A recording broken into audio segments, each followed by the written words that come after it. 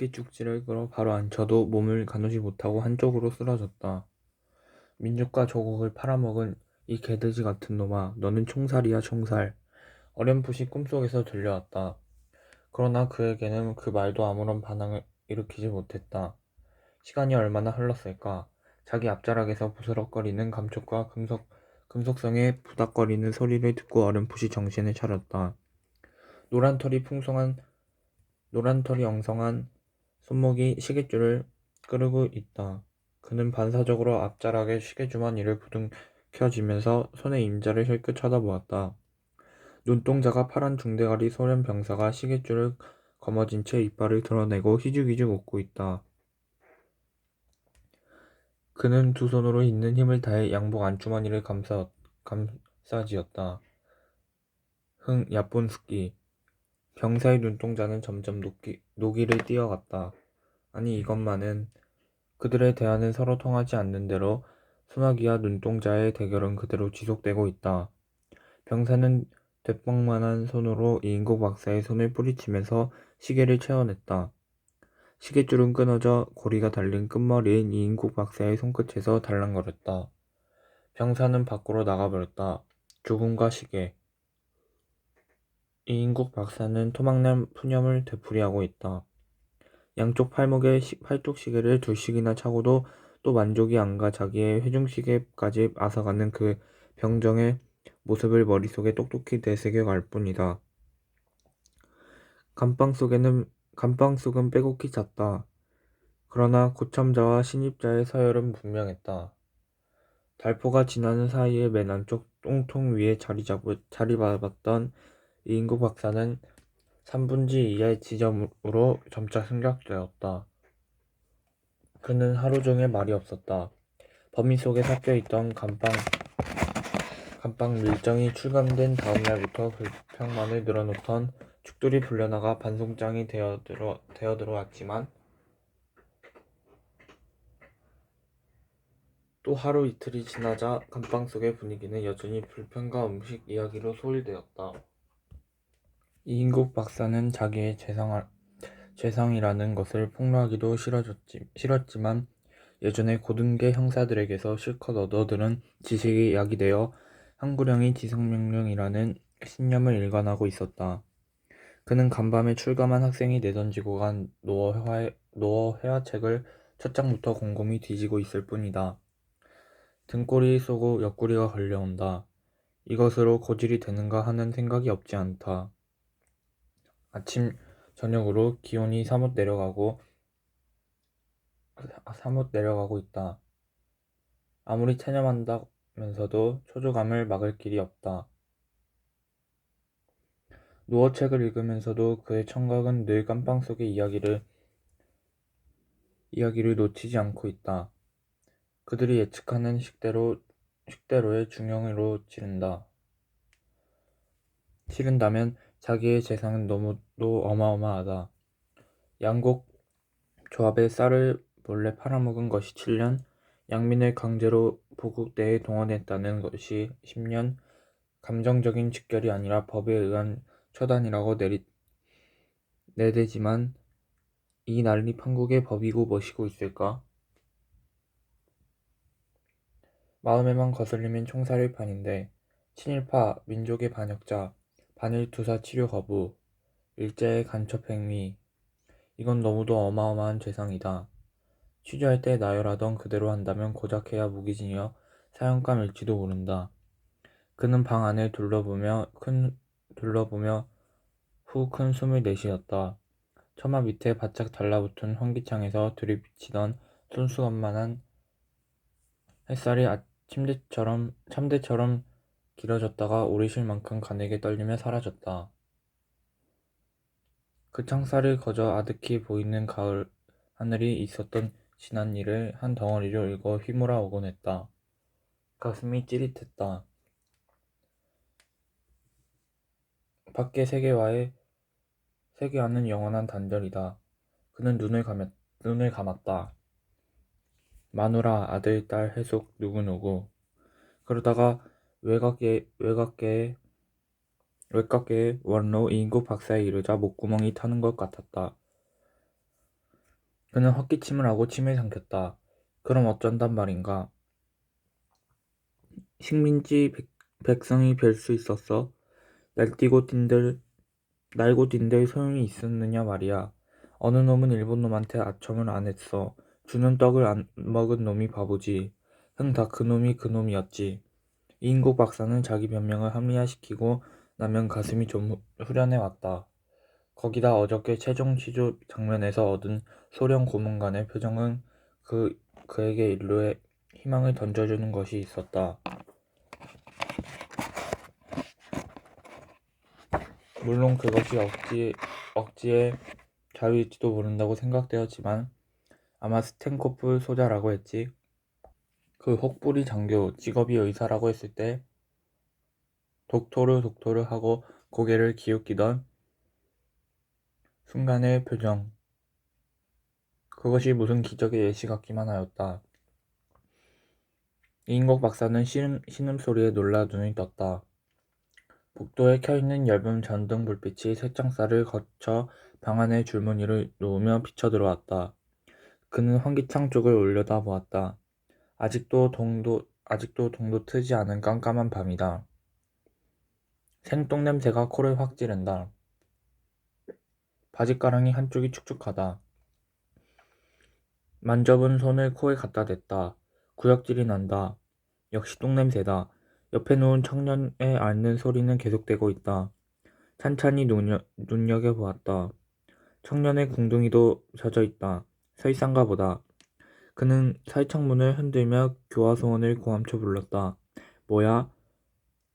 자다 깬 듯한 흐린 소리가 들려왔다. 환자가 이거 봐요. 창살 사이로 들여다보는 소원의 얼굴은 역광 속에서 챙붙은 모자 밑에 둥그스름한 윤곽밖에 알려지지 않는다. 이인국 박사는 청년의 궁둥이깨를 손가락으로 가리키며 들여다보고 있다. 이거 피로군 피야. 그제서야 붉은 빛을 발견하곤 놀란 소리를 쳤다. 정리야, 이길. 그는 직업의식에서 떠오르는 대로 큰 소리를 질렀다. 뭐, 정리? 바깥 소리는 확실히 납득이 안 간다는 음성이다. 피똥 쌌소, 피똥을. 이것 봐요. 그는 언성을 더욱 높였다. 응, 피똥. 아우성 소리에 감방하는 사람들은 하나둘 눈을 뜨며 저마다 놀란 소리를 쳤다. 정리, 이거 전염병이요, 전염병. 뭐, 전염병? 그제서야 교화소원이 문을 열고 들어왔다. 얼마 후 환자는 격리되었고 남은 사람들은 똥을 닦느라고 한참 법석을 치고 다시 잠을 불러 일으키질 못했다. 이튿날 미결감 다른 감방에서 또 같은 증세의 환자 두셋이 발생했다. 날이 갈수록 환자는 늘기만 했다. 이 판국의 병만 나면 열의 아홉은 죽는 길밖에 없다고 생각한 이인국 박사는 새로운 위협에 사로잡히기 시작했다. 저녁 후 이인국 박사는 고문관실로 불려나갔다. 동무는 당분간 환자의 응급치료실에서 일하시오. 이게 무슨 청천벽력 같은 기적일까? 그는 통역의 말을 의심했다. 소련 장교와 통역관을 번갈아 쳐다보며 그 눈동자는 생기를 띄어갔다.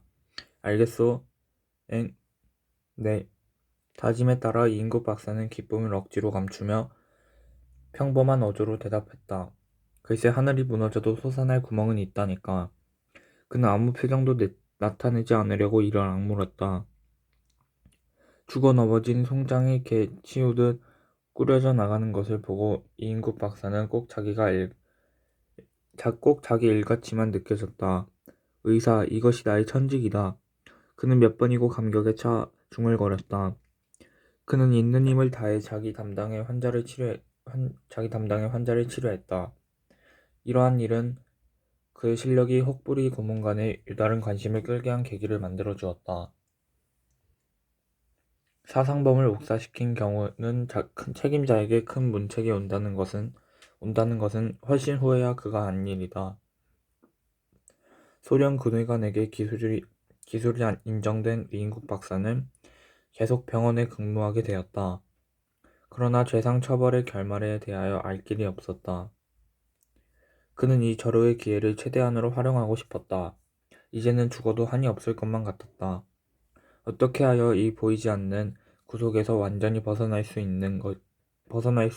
없는 걸까? 그는 환자의 치료를 하면서도 늘 스탠코프의 왼쪽 뺨에 붙은 오리알 만한 혹을 생각하고 있었다. 불구라면 불구로 볼 수 있는데 그 혹을 가지고 그 고급 장교에까지 승진했다는 것은 소위 말하는 당성이 강하거나 그렇지 않으면 전공이 특별했음에 틀림없다는 생각이 들었다. 그것 하나만 물고 늘어지면 무엇인가 완전히 살아날 틈새기가 생길 것만 같았다. 이인국 박사의 뜨내기 누워도 가끔 순시하는 스탠코프와 인사말은 주고받을 수 있을 정도로 진전되었다. 이 안에서의 모든 독서는 금지되었지만 노어 교본과 당사만은 허용되었다.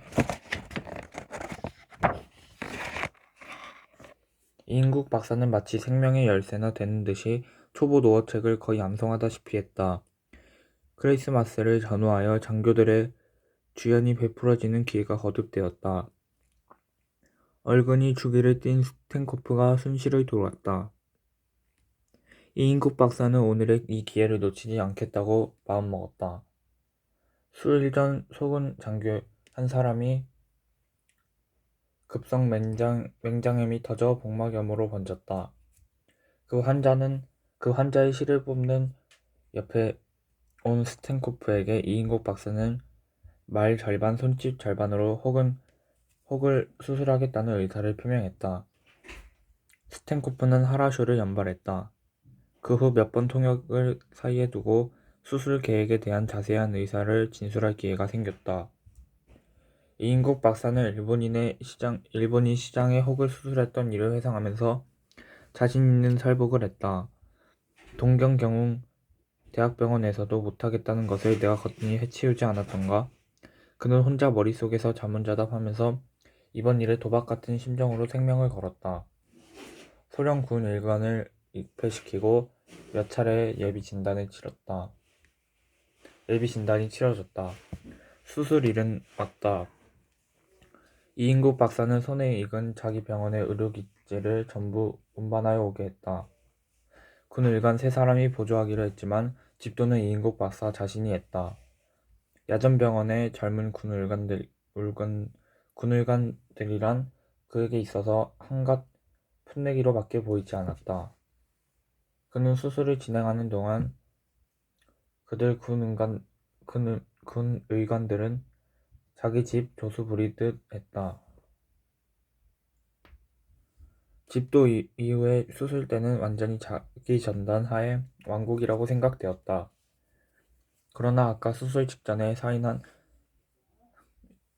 실패되는 경우에는 총살에 처한다는 서약서가 통일된 정신을 순간순간 흐려놓고 난다. 수술 때에 누운 스탠코프의 침착하면서도 긴장에 찼던 얼굴, 그것도 전신 마취가 끝난 후 3분이 못 갔다. 간호부는 가재로 이인국 박사의 이마에 맺힌 땀방울을 연방 찍어내고 있다. 기고가 부딪히는 금속성과 서로의 숨소리만이 고촉의 반사등이 내리치는 방안에 직실할 것 같은 침묵을 해살짓고 있다. 수술은 예상 이상의 단시간으로 끝났다. 위생복을 벗은 이인국 박사의 전신은 땀으로 흠뻑 젖었다. 완치되어 태어나는 날 스탠코프는 이인국 박사의 손을 부서져라 치면서 외쳤다. 껍빛단리 스파시부. 이인국 박사는 입을 해벌레 벌리고 웃기만 했다. 마음의 감옥에서 해방된 것만 같았다. 아진, 오셴 하라쇼. 스탠코프는 엄지손가락을 높이 들면서 네가 첫째라는 듯이 이인국 박사의 어깨를 치며 찬양했다. 다음날 스탠코프는 이인국 박사를 자기 방으로 불렀다. 그가 이인국 박사에게 스스로 손을 내밀어 예절적인 악수를 청한 것은 이것이 처음이었다. 적과 적이 맞부딪히면서 이렇게 180도로 전환될 수가 있을까? 노랑대가리도 역시 본심에서는 하나의 인간임에는 틀림없는 것이 아닌가? 내일부터는 집에서 통근해도 좋소. 이인국 박사는 막혔던 독이 터지는 것 같은 큰 숨을 삼켜가면서 내쉬었다. 이번에는 이인국 박사가 스탠코프의 손을 잡았다. 스파시보, 스파시보. 혹 나한테 무슨 부탁이 없어? 이인국 박사는 문득 시계가 머리에 떠올랐다. 그러면서도 곧이어 이 마당에 그런 이야기를 꺼낸다는 것은 오히려 꽤 째째하게 보이지 않을까 하는 생각이 뒤따랐다. 그러나 아무래도 그 미련이 가셔지지 않았다. 이인국 박사는 비록 찾지 못하는 경우가 있더라도 솔직히 심중을 털어놓으리라고 마음먹었다. 그는 통역의 보조를 받아가며 시간과 장소를 정확히 회상하면서 시계를 약탈당한 경위를 상세히 설명하였다. 스탠코프는 혹이 붙었던 뺨을 쓰다듬으면서 긴장된 모습으로 듣고 있었다.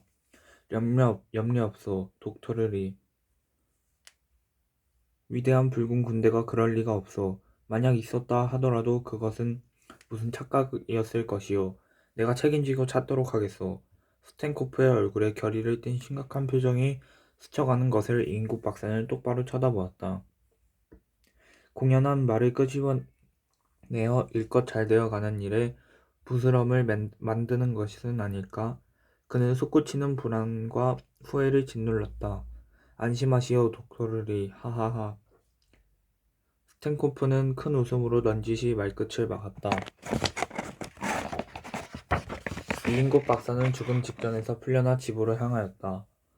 어느 사이에 저렇게 노어로 의사를 표시할 수 있게 되었느냐고 스탠코프가 감탄하더라는 통역의 말을 되뇌면서 차가 브라운시 관사 앞에 닿았다.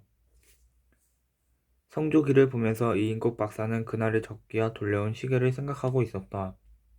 응접실에 안내된 이인국 박사는 주인이 나오기를 기다리면서 방 안을 둘러보았다. 대사관으로는 여러 번 찾아갔지만 집으로 찾아온 것은 이번이 처음이다. 3년 전 딸이 미국에 갈 때부터 신세진 사람이다. 벽쪽 책꽂이에는 이조실록, 대동야승 등 한 적이 이렇게 빼곡히 차있고 한쪽에는 고서의 질책이 가지런히 쌓여 있었다. 맞은편 책장 위에는 작은 금동 불상 곁에 몇 개의 골동품이 진열되어 있다. 12폭에서 병풍 앞 탁자 위에 놓인 잿더리도 세월에 때 묻은 배짝이다. 저것들도 다 누군가가 가져다 준 것이 아닐까 하는데 생각이 미치자 이인국 박사는 얼굴이 화끈해졌다. 그는 자기가 들고 온 상감진사, 고려청자, 화병에 눈길을 돌렸다. 사실 그것을 내놓는 데는 얼마간의 아쉬움이 없지 않았다. 국외로 내어보낸다는 자책감 같은 것은 아예 생각해 본 일이 없는 그였다. 차라리 인국 박사는 저렇게 많으니 무엇이 그리 소중하고 달갑게 여겨지느냐고 망설임이 더 앞섰다. 브라운 씨가 나오자 이인국 박사는 웃으며 선물을 내놓았다. 포장을 풀고 브라운 씨는 만면에 미소를 띠며 기쁨을 참지 못하는 듯 땡큐를 거듭 부르짖었다. 참 이거 귀중한 것입니다. 뭐 대단한 것이 아닙니다만 그저 제 성의입니다. 이인국 박사는 안도감에 있다는 만족을 느끼면서 브라운 씨의 기쁨에 맞장구를 쳤다. 브라운 씨의 영어 반 한국말 반으로 섞어 하는 이야기를 들으면서 이인국 박사는 흐뭇한 기분에 젖었다. 닥터리는 영어를 어디서 배웠습니까? 일제시대의 일본말식으로 배웠지요. 예를 들면 자또 이제야 갓도 식으로요. 그런데 지금 발음은 좋은데요. 문법이 아주 정확한 스탠더드 잉글리시입니다. 그는 이 말을 들을 때 문득 스탠코프의 말이 연상됐다. 그러고 보면 영국의 조상을 가진다는 브라운 씨는 알 발음을 그렇게 나타내지 않는 것 같게 여겨졌다. 얼마 전부터 개인 교수를 받고 있습니다. 아, 그렇습니까? 이인국 박사는 자기의 어학적 재질에 은근한 자긍을 느꼈다.